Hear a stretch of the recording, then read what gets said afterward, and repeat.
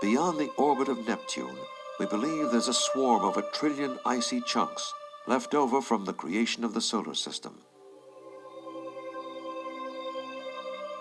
Every so often, one of these particles plunges inward to a close orbit around the Sun.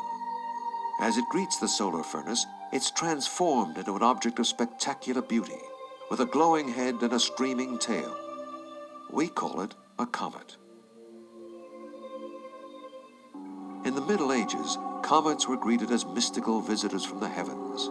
Often, they were seen as evil omens, evoking fear and terror.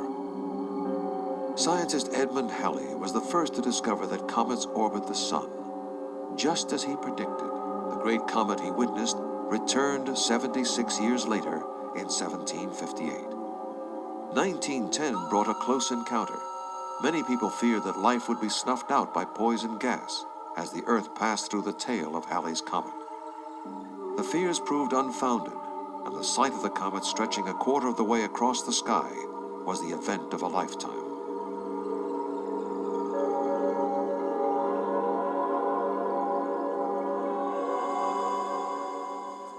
In 1986, the Earth was in a poor position to view Halley's comet.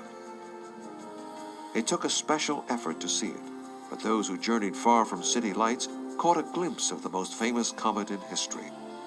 To the human eye, it was far less than spectacular. But this would prove to be Halley's most important visit ever, because this time it was met by 5 spacecraft from Western Europe, Japan, and the Soviet Union. The European Space Agency's Giotto penetrated inside the comet's glowing head to photograph the hidden nucleus. For the first time, this dirty snowball was revealed to us, a lumpy, potato-shaped object 9 miles long with a black chemical coating. Jets of gas stream off its surface as the Sun heats this primitive object more than 4 billion years old.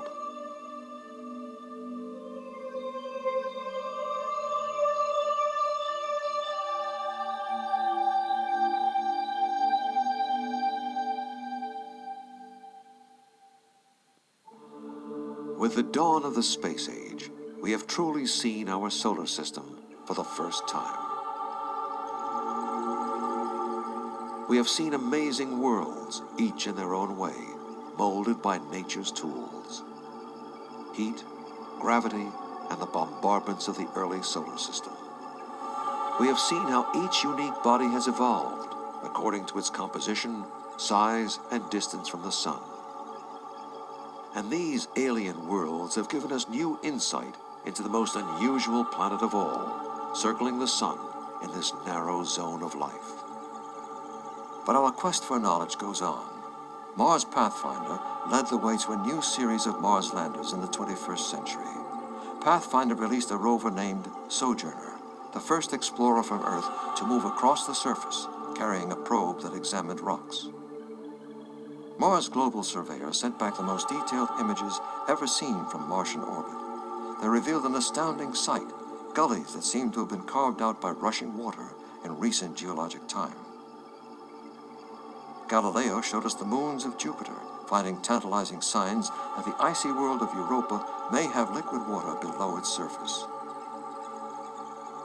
And Galileo sent a probe with instruments into Jupiter's atmosphere. In 2004, Cassini will orbit Saturn, studying its moons and releasing a European probe into Titan's atmosphere.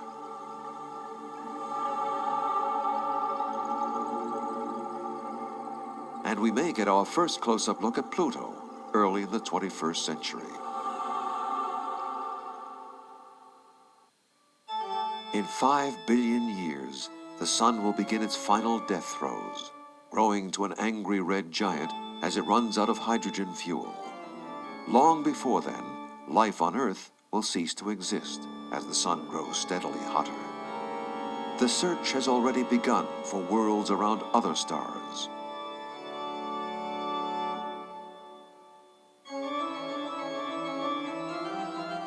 Here, we may be witnessing the birth of a new solar system, a flat disk surrounding the star Beta Pictoris. It offers hope that planets are common elsewhere. So one day, in the far distant future, mankind may embark on a final journey to the stars, to a new planet Earth, with only memories of the magnificent solar system we once called home.